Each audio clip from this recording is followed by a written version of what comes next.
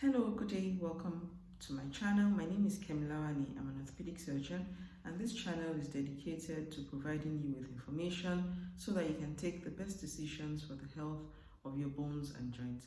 I am partial to children, but I do try to talk about the bone and joint problems across all age groups. So today I'll be talking about problems that involve the hip and can cause a limp, and I'll be discussing this to allow you to be able to pick up on these things when they happen in children on time so that you can get the best help as speedily as possible.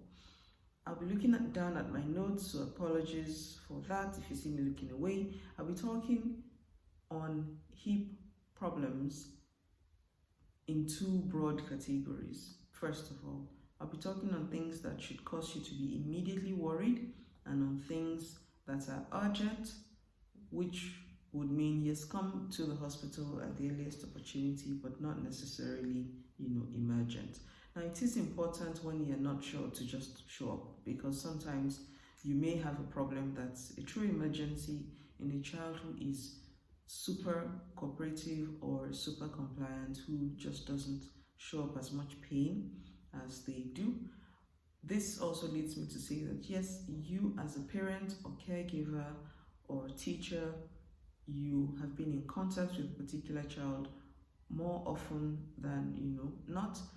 You must look at these things in the light of how that particular child relates with issues and how that particular child deals with things. So let's kick in.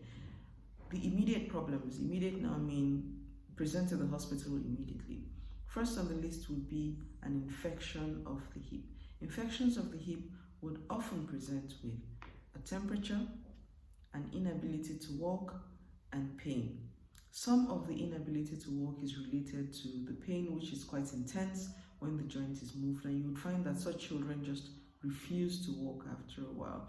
It is important that you pick up on this at the earliest and you come to the hospital immediately.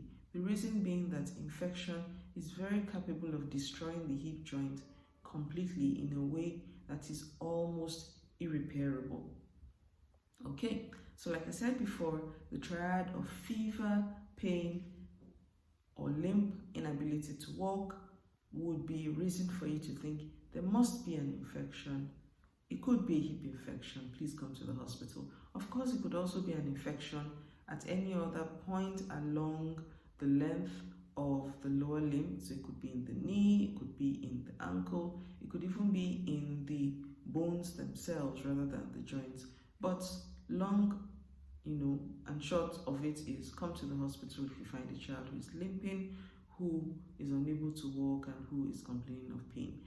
In the really young children who are, say, a month or less, you may have infection showing up in this age group in slightly different ways. They may show up with things like a reduced temperature, so a temperature that's lower than normal. They may be irritable, they may refuse to feed, they may just generally be off themselves, and they may run a temperature as well. In this situation, if you have a child who is really young, a month or less, within the first year of life, if you're not sure, just come to the hospital, because infection in them tends to present in slightly different ways compared to what you find in the older children. Good. What do we do for hip infections? When they are picked up at the time of onset, so you have a fever, you come in right away, the important thing would be to take some bloods to see the markers of infection in the system.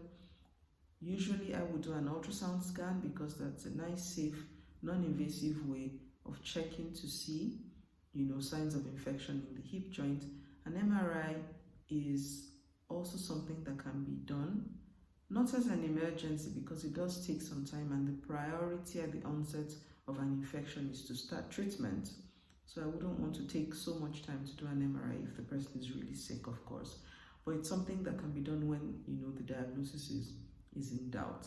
And then to commence treatment. At the very first line, commencing treatment is high-dose antibiotics given intravenously, not as tablets, not as syrups, intravenously, and in the second line of treatments, particularly in our environment here, where people rarely come at the onset of the temperature, it becomes too late to start using just intravenous, antibiotics, and often these children need to have that hip washed out as an emergency. As an emergency means the hip must be washed out and cleaned out in 12 hours, maximum of 24. This is all to reduce the chance of infection destroying the hip.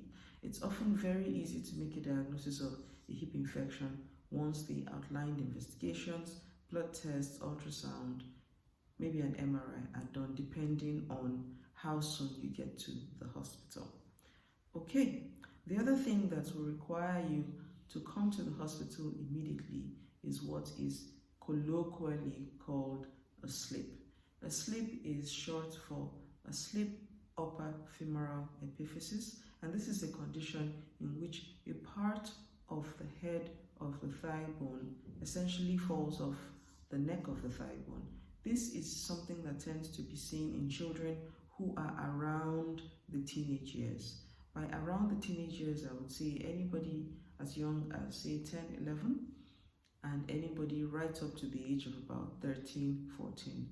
In this age group, the anatomy or the alignment of that portion between the head and the neck of the thigh bone begins to acquire an alignment that makes it possible for it to slip off with severe shear forces. It's something that would happen as well in children who are very obese or very chubby. It also can be seen in children who are extremely tall as well. Now, we have found that some of the children who have slips have problems with their thyroid gland, and this is something that is electively checked for any child, particularly any child who is obese or younger than the usual age range for a slip presenting with one. How do you know a child has had a slip? Often they will complain of pain, and they may be either completely unable to walk, or they may be able to just manage to put some weight through the limb using crutches or by holding on to somebody else. Any child within this age range of 10 to 15 who develops a sudden inability or difficulty with walking or a sudden limp must be presented to the hospital immediately. The reason for this is, like I said, the head of the thigh bone essentially tries to fall off the neck. Sometimes it falls off just a little bit of the way, sometimes it falls off say 50% of the way, and sometimes it falls off completely. For children who are caught when the slip is just starting, these are candidates for a simple operation to help to keep it in place and prevent it from falling off completely. This operation is called in-situ pinning, and it is very straightforward, very quick, and a lot easier for the child and for the family to go through compared to the treatment of a severe or a complete slip. Now, you would want to present to the hospital. You'd have a plain x-ray of both hips taken, because sometimes it is happening on both sides and it is only showing up a bit earlier on one side. You would also want to have, yes, a plain x-ray taken in two views. That's looking at the hips from the front and looking at them from the side, what we call AP and lateral. You would want to have this analyzed very carefully. In some situations, if the x-rays are not conclusive and there is high risk or high threshold for a slip, for instance, a child who has had a slip on the other side, then an MRI would be the next thing to do to look for signs of the slip.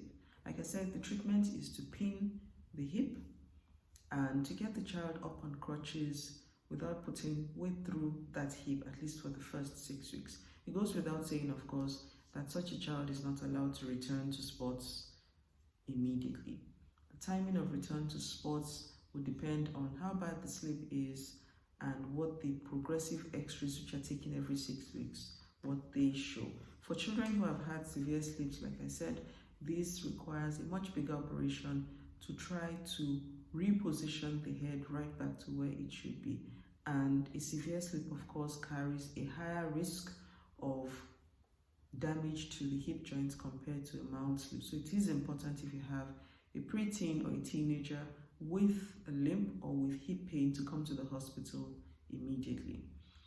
I'll go now to problems that can affect the hips, which are urgent. Urgent now means you're expected to come to the hospital at the earliest opportunity, the next available clinic. And often you would be able to get a clinic appointment for a day, 2 days, maximum of a week from that time. Of course, once you mention at the time of booking the appointment that the problem is hip pain, then you would be able to get an appointment even a lot sooner. When in doubt, come to the emergency room, because it is much better to present to the emergency room and be told, oh, this problem can wait a week, than to miss a problem that could be easily dealt with as an emergency. Good. So again, I'll start off by talking about slips, because there are some children who have managed to have a mild or moderate slip and have continued to have pain and a limp, and sometimes an outward deviation of the foot over a period of about a year or 2 years or even more. Now, the treatment for this again would depend on the severity. If it is still something that is mild or moderate, then it would be to pin that and hold that in place and allow things to just settle that way. If, of course, it has become a much severer slip, then that would require a much bigger operation to try to reposition the hip joint in a way that allows it to function properly and in a way that allows the child to return to what is normal alignment.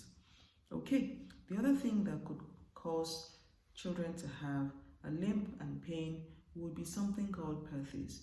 Perthes is still a disease that's still not completely understood.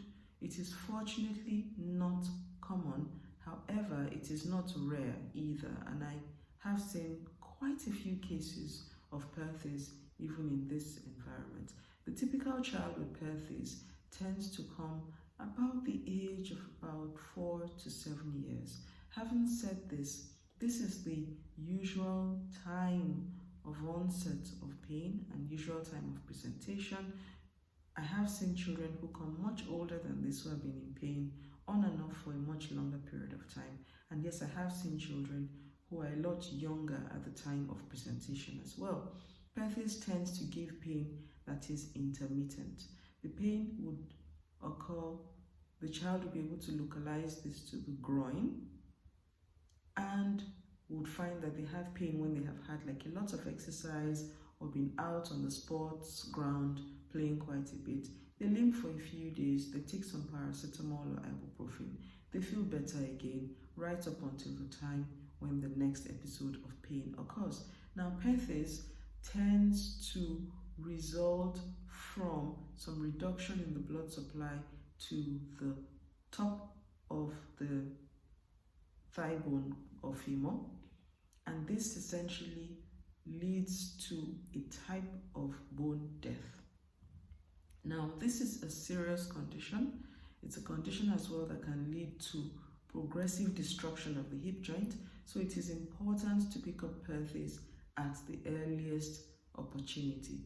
The reason for this is when Perthes is picked up at the earliest opportunity, then there are fairly simple measures that can be taken, with rehabilitation for this hip, with protection for this hip, which may help the hip to actually go on to heal, particularly in the much younger child.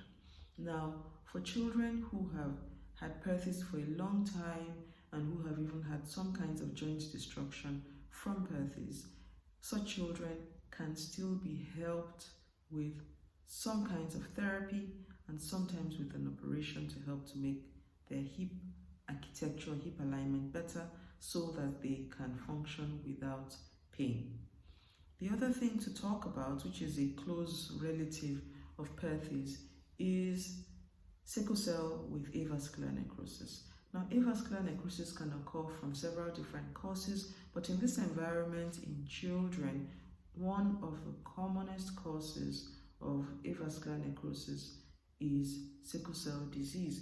I said it's a cousin of Perthes because in avascular necrosis, commonly called AVN, from sickle cell disease, you find that the blood supply to the top or the head of the thigh bone as well is lost, and the bone then also undergoes a type of necrosis or bone death, and then progressive destruction, which tends to become quite painful.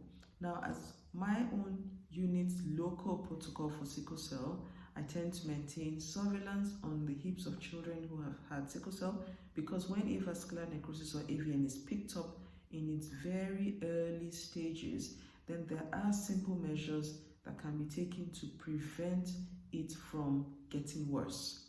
Now, for sickle cell AVN that is coming at a very late stage, again, there are some measures that can be taken to either reduce the pain in the hips, protect the normal hip, certainly, and to ensure that the child is able to maintain function in such a way that the AVN, affectation of their walking is kept to a minimum. So if you do have a child who genotype is not known, or a child in whom genotype is definitely known to be sickle cell, who complains occasionally of pain in the groin, this is somebody who should be seen at the next available clinic period. I will speak a bit about age-related, causes of limbs related to the hip.